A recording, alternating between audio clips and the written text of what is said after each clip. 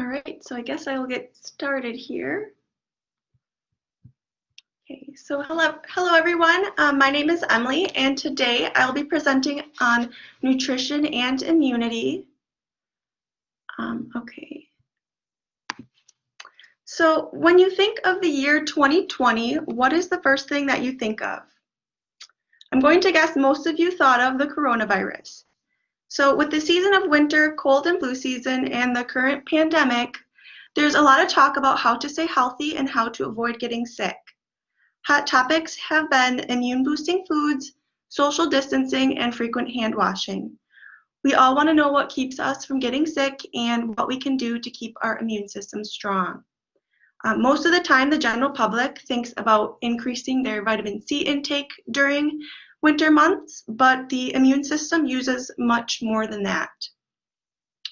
So for today's topic, I was interested in finding out whether a multivitamin supplement has the ability to strengthen one's immune system, and if so, to what extent. So the outline for today will include an overview of the immune system, the types of immunity, the research studies that I looked at, a summary of conclusions, and then why this matters for registered dietitians and the professional's role in this. So the immune system is the body's defense against infection, and all immune cells develop from stem cells in the bone marrow. It consists of leukocytes, which are white blood cells, and we have two types. We have phagocytes and lymphocytes. Phagocytes surround and absorb pathogens and break them down, effectively eating them. And we have several types of these, including neutrophils, eosinophils, monocytes, macrophages, and mast cells. And then lymphocytes help the body to remember previous invaders and recognize them if they come back to attack again. Lymphocytes begin their life in the bone marrow, and some stay in the marrow and develop into B lymphocytes, and then some travel to the thymus and become T lymphocytes. White blood cells circulate in the blood vessels and lymphatic vessels and are stored in the bone marrow, thymus, spleen, and our lymph nodes. So this slide just kind of shows the functions of the many immune system cells. So our basophils and our neutrophils are involved in inflammation. Eosinophils release cytokines, which are inflammatory molecules. Our mast cells have many jobs, including helping to heal wounds and defend against pathogens. Monocytes are the largest type and further develop into macrophages and dendritic cells. And then macrophages patrol for pathogens and also remove dead and dying cells. Then our lymphocytes produce antibodies. So the B lymphocytes make one specific antibody for each B cell. And then T lymphocytes destroy compromised cells in the body and help alert other white blood cells. And then there are two types of T lymphocytes. We have helper T cells that coordinate the immune response, and then we have killer cytotoxic T cells, which are, as the name suggests, they attack other cells. So studies find that those who are poorly nourished are at a greater risk of bacterial, viral, and other infections. And vitamins and minerals are involved in contributing to the integrity of our physical barriers, immune cell proliferation, the regulation of inflammation, and antibody production. So we have several types of immunity, and immunity is acquired through exposure and then modulated by oxidative stress and inflammatory processes. So the first type is innate immunity. This is our first line of defense, and it is what you're born with. It includes our external barriers, so our skin, mucous membranes, enzyme in our sweat and tears, and stomach acid. It acts fast but is not specialized, and it displays those classic symptoms of fever and inflammation. Then secondly, we have adaptive immunity. This is acquired, so you get it through exposure or through vaccination. And this type of immunity is able to recognize a pathogen and forms memory cells for future defense. It acts rapidly upon subsequent exposure. And then lastly, we have passive immunity, which is our borrowed immunity, and it is short-term and it comes from another source, such as from a mother to baby. So there are several factors that impact the immune system. These include age, so the elderly are more at risk for becoming immunocompromised, mostly due to poor diet and having health conditions. Genetics, vaccination, environment, and then the level of our sleep, stress, exercise, and hygiene can also play a role. An individual's immune system is unique to themselves but can become stronger during adulthood. And a positive note is that many of these factors we can change or control. So there's many research studies performed out there that look at immunity and nutrients.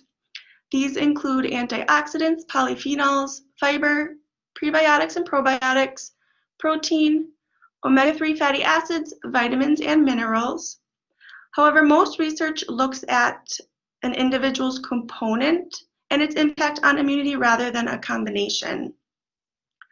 Since we know that vitamin deficiencies can negatively impact the immune system, I looked at research that studied how supplementing with a multivitamin may affect the immune system. So the first research study that I looked at focused on allergic asthma patients, and its objective was to examine the effects of nutritional supplement therapy on antioxidant status, inflammation and immune system responses, pulmonary function, and health-related quality of life. So the design of the study was that it was a pilot open-label trial, meaning that both researchers and participants were aware of what was going on. The subjects consisted of 30 adult patients with mild to moderate allergic asthma. And allergic asthma is when the immune system mistakes things like pollen or allergens as harmful, and it causes chronic inflammation, often due to a dysregulation of the immune system. This group was then compared to a healthy group of similar gender and similar age with a mean age of 38 years. They were recruited from a hospital in Taiwan, and the study lasted 2 months.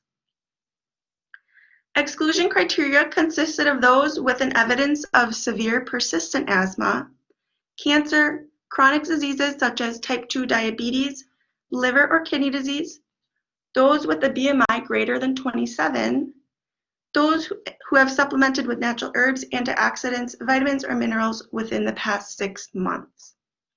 And then in this study, there was no placebo group. It was just the asthmatic group who served as their own control. So this page shows the supplementation that was provided to the asthma group. The supplements were created by a company called New Health Nutraceuticals, which is located in California. And according to the study, each person in the asthma group consumed 1 tablet or serving daily of each of these. And the daily doses were guided by the recommended daily intake. So OxyRich was a supplement that contained several vitamins. Omega Rich was your fish oil fatty acid supplement. Healthy Green Barley contained fiber, enzymes, and chlorophyll. BioShield contained a blend of antioxidants. Prime C was a chewable vitamin C tablet. And then Healthy Life was the multivitamin mineral complex. There was some overlap in the supplements because of the multivitamin, and several vitamins I noticed were close to the tolerable upper limit. And I also noticed that vitamin A may be too high of a dose for long term, especially since it is a fat-soluble vitamin. So blood was drawn at baseline, 1 month and 2 months, and the markers that the researchers looked at were immune response markers and oxidative stress markers. For the immune response, they looked at hemoglobin concentrations, total serum of immunoglobulin E, T helper cells, cytotoxic T cells, and then a specific antigen called CD19, which is expressed on B lymphocytes. And then for oxidative stress, they looked at MDA, which is an end product from reactive oxygen species. They also looked at C-reactive protein, and then several enzymes that are involved in the oxidative stress process. In addition to that, they took data on their quality of life using a survey called SF36, which incorporated physical and psychological factors related to quality of living. And then they also had the participants fill out a 5-question survey to measure the patient's degree of asthma control.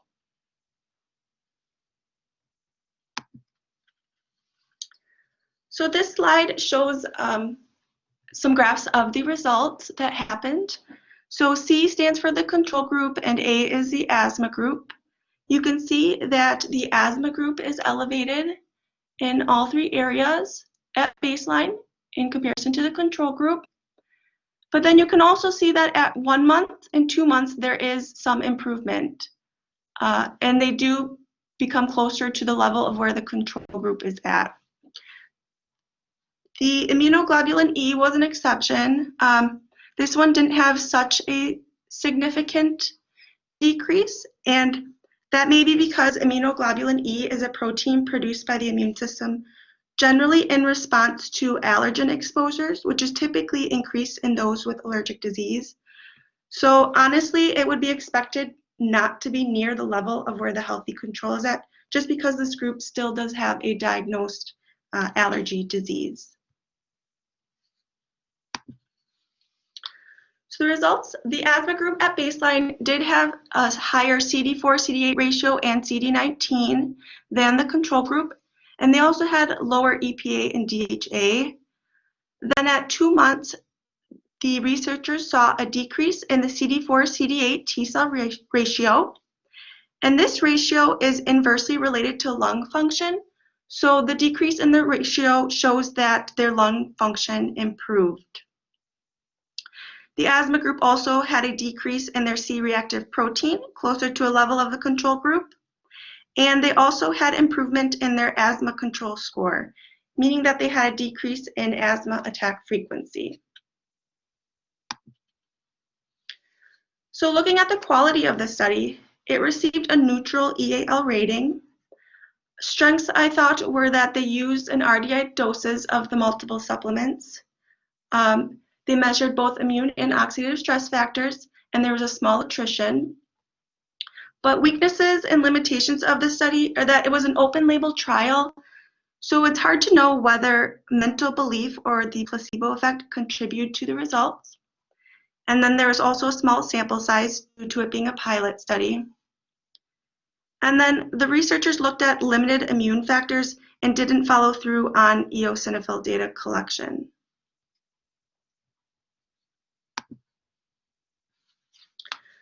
So the next study that I looked at, the objective was to determine the efficacy of routine immune system micronutrient supplementation on the incidence, duration, and severity of the common cold. So in this study, a doctor who was also a researcher designed a specific immune system targeted micronutrient and studied its effects in this research study. So the study was randomized, double-blinded, and placebo-controlled. It consisted of asymptomatic participants aged 18 to 65 years. There was a treatment group that was compared to a placebo group, and the length of the study was 2 cold seasons from January to March and took place in Washington State. Exclusion criteria included those who smoked, pregnant or breastfeeding women, those with a history of adverse effects to vitamin and mineral supplements, those who had GI surgery, immune deficiency or suppression, IBD, malabsorption syndromes, or gastrointestinal dysfunction. And the participants were asked to fill out a weekly survey electronically to document their common cold incidence, duration, and severity. So the micronutrient supplement consisted of the following vitamins and minerals I have listed here, and they were 100% of the recommended daily allowance and were adjusted up or down based upon literature review and tolerable upper level intakes or intake levels. Data was collected on the presence of the following symptoms: sore throat, headache, runny nose, cough, congestion, and aches. And those who did not report an upper respiratory infection were assumed to have none of the 7 symptoms. And then those who did report any of the symptoms were then instructed to answer questions about the duration and the severity of those symptoms. So this slide shows the incidence data. So if you were to look at the red line, that is the active treatment group, and then it's compared to the placebo, which is the black line. You can see that at the end of January and the beginning of February, the active treatment group had a much lower percentage of reported upper respiratory infections. And it was estimated that the treatment group had 0.74 times lower odds of acquiring a cold than the non-treatment group. Then this slide shows the symptom duration data. The treatment group also reported shorter duration of runny nose and cough. And if you were to look at the red bars compared to the purple bars, you can see that the active treatment group did have a much shorter duration and multiple of the symptoms than the placebo group. So there were noticeably lower proportions of reported URIs in the treatment group compared to the placebo group between late January and February. The incidence and duration of runny nose and cough were significantly lower in the treatment group. The researcher wanted to emphasize that it's critical to remember that runny nose and cough are the primary mechanisms for spreading many respiratory infections, and that this adds to the success of the study. However, this research did not find a statistically significant difference in the subjects' severity scores between the two groups for any of the symptoms. So looking at the quality of this study, it received a positive EAL score. Strengths are that it was randomized, controlled, and double-blinded. Limitations are that it was a small sample size and that they lacked separating the common cold from any form of flu. And then lastly, there's no details about any of the participants' diet. And I found it interesting that about 1/3 of the participants regularly had been taking a multivitamin before the period of this study. So this potentially could have impacted the results. Then the last study I looked at focused on type 2 diabetic outpatients. The objective was to confirm whether supplementation with micronutrients could improve their immune function and decrease their incidence of common infections. So this was also randomized, double-blinded, placebo-controlled trial. It consisted of about 182 outpatient clients with type 2 diabetes and lasted 6 months and took place in Beijing, China. Exclusion criteria included those with a history of liver, renal, or GI diseases, or those with chronic complications. It also excluded those who have consumed a multivitamin for more than 2 to 3 weeks in the month before the enrollment. The researchers measured anthropometric data, blood biochemical variables, and the incidence of common infections. Data on the subject's diet and exercise was also recorded 1 month prior to the study and every month during the study. So the micronutrient supplement was prescribed to take 1 in the morning and 1 at night and consisted of the following doses and vitamins and minerals listed here on the slide. And when I compare these values to the DRI, they are close to the reference intake. Patients were advised to stay physically active, maintain a relatively balanced diet, and resume their diabetes medications. All of this was recorded each month so that it was consistent and that there was no major weight gain or loss in any of the participants. And then infections and signs and symptoms were recorded by patients on specific forms and reviewed and confirmed by a physician each month. Then blood was drawn at baseline and at 6 months to measure the subject's blood level of complement 3 and complement 4, and then immunoglobulins and white blood cells.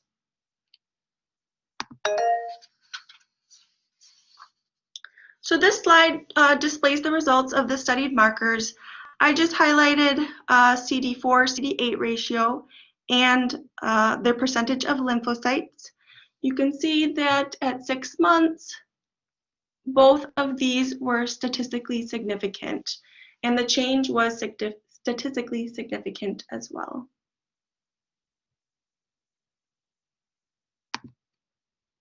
Then on this slide, it displays the incidence of common cold data. And you can see that at baseline, the values were almost the same. And then as the months progress, if you compare the supplement group to the placebo group, you can see that the incidence of common cold, the supplement group had much lower incidence values. So there is no improvement in IgA, IgM, IgG, or C3 and C4 levels in the patients with the micronutrient supplementation, but there was an increased count of total lymphocytes and CD4 T cells, as well as an increased ratio of CD4 CD8 in the micronutrient group.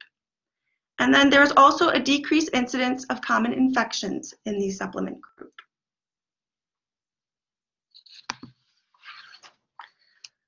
So this study received a positive EAL rating. Strengths include the duration of the study. I felt that 6 months was an adequate amount of time. And then secondly, the caloric intake and physical activity was heavily monitored to ensure that weight was not gained or lost, because the researchers didn't want this to be a contributing factor. And then limitations that they didn't take into consideration blood sugar levels or glycemic control, which has a potential impact on the risk of infection in diabetics. And secondly, though diet and physical activity were both monitored, these could still have impacted the results. And then lastly, I thought that the stress level should have been monitored, because this plays a large role in blood sugar levels as well and could have also impacted the results. So in conclusion of the research, according to the studies presented today, consistent intake of a multivitamin may aid upper respiratory conditions or result in shorter duration of respiratory symptoms. A multivitamin may benefit individuals with deficiencies from health conditions or inadequate nutrition. And it may also benefit high-risk groups such as those with type 2 diabetes. I think the benefits are very individualized and depend on the individual's health status. We cannot conclude that a multivitamin will benefit everyone, or should we advise that everyone takes a multivitamin supplement, because not everyone is deficient in multiple vitamins and minerals. So more research is definitely needed on this topic. Then lastly, what is the RD's role in this? Well, micronutrients are only a small component of nutrition, so a balanced diet including healthy fats, protein, fruits and vegetables, antioxidants, vitamins and minerals from several food sources are best when it comes to strengthening the immune system nutritionally. That's where diet education is important as a registered dietitian, as well as supplement recommendations if you feel that a patient has gaps in their diet. And a well-balanced diet won't necessarily keep us from getting sick, but it may shorten the duration of the illness. And secondly, when keeping clients in mind, recognize the impact of food insecurity during this season. Those who may be food insecure are potentially at higher risk for nutrition deficiency. And you may suggest supplementation to these individuals, or think about what resources you can provide as an RD so that they can have the proper nutrition. And then as stated in the beginning of the presentation, keep in mind that stress, sleep, substance use, and other factors impact the immune system, not just nutrition alone. And there's a lot of available research out there about diet and the immune system, as well as ongoing research about certain vitamins and minerals and their role in strengthening the immune system. So I encourage you to look into more research if you are interested in a specific nutrient or a specific illness. such as severe acute respiratory syndrome or COVID. And that's all I have. Thank you. If you have any questions, please feel free to ask them via the chat, and I will do my best to answer any of them. Awesome job, Emily. Thank you. Everybody, please don't forget to fill out the presenter eval when you have the chance.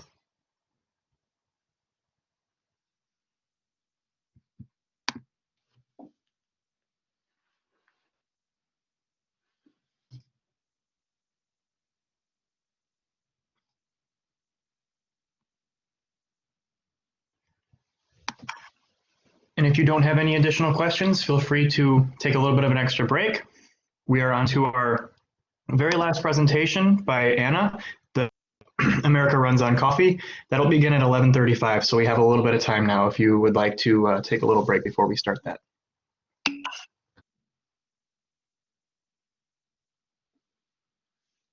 Thank you, everyone.